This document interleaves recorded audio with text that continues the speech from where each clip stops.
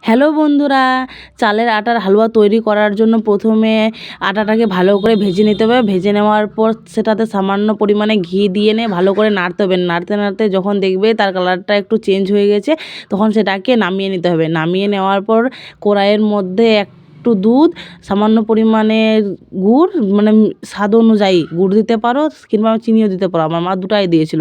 তারপরে দিয়েছিল এলাচ এবং সেটাকে ভালো করে নাড়তে হবে। অনেকেই ভাববে যে দুধের কালারটা কীরকম লাল হয়ে গেছে, এটা গুড় দেওয়ার জন্য হয়েছে।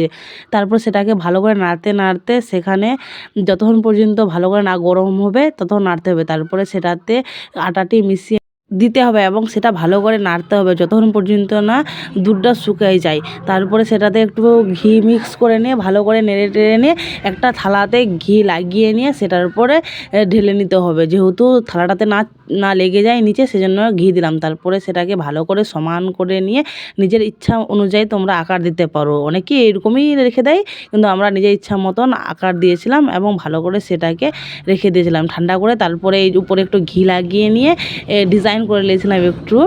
খেতে ভালো হয়েছিল। তোমরাও বাড়িতে ট্রাই করতে পারো অবশ্যই। এটা আমাদের বাড়িতে আমার মা ট্রাই করে। কে কে এর আগে তোমরা কে কে খেয়েছো অবশ্যই জানাবে।